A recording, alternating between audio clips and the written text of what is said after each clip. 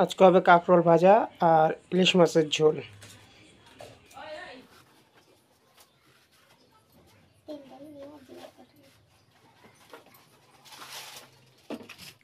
এইদিকে মা সবজি বানাচ্ছে আর ওইদিকে আহার সব রেডি হয়ে গেছে, ওগুলো সব পোড়ানো হবে। আলু বেগুন দিয়ে ইলিশ মাছ আর কাঁকরোল ভাজা।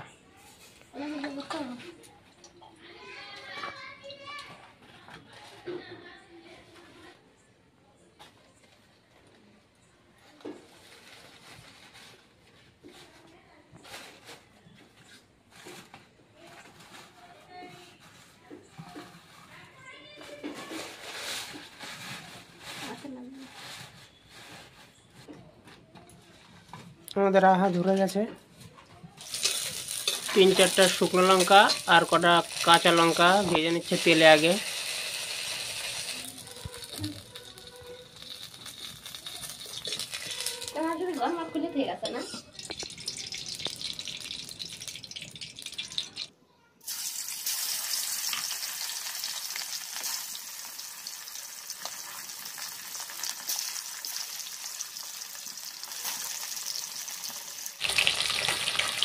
প্রথমে ইলিশ মাছ ভেজে নিচ্ছে, এই তেলে কাঁকরোল ভাজবে, তাহলে কাঁকরোল দিয়ে ইলিশ মাছের সেট করবে, ওটা খেতে আরও বেশি ভালো লাগে।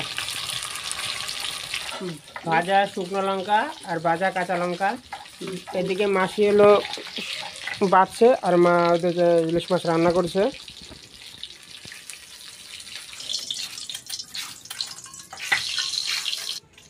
এই ইলিশ মাছের তেলে এখন কাঁকরোল ভাজা হবে, তাহলে কাঁকরোল দিয়ে সেন্ট করবে একটা ইলিশ মাছ।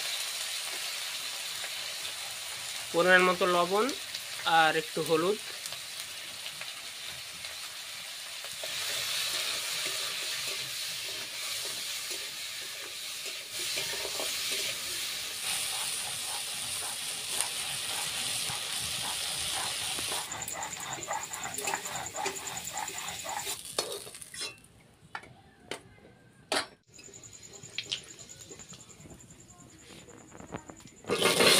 আলু আর বেগুন কেটে রাখা,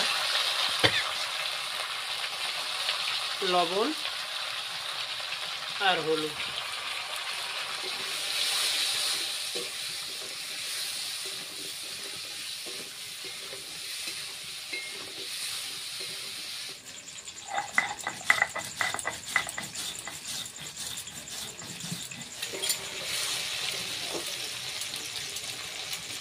কাঁচা লঙ্কা আর শুকনো লঙ্কা বাটা।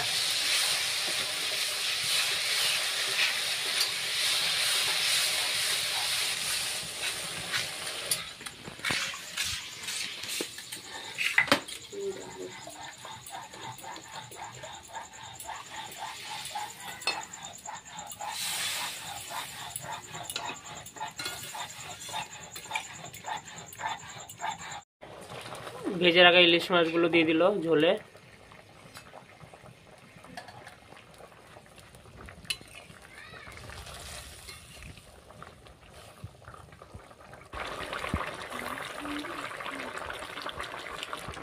এই এবার দিয়ে দিল জিরা বাটা।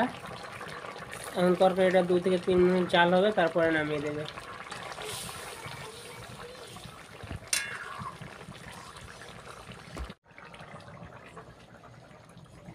বুঝতে পারিনি রে, করে দিলে বিবা।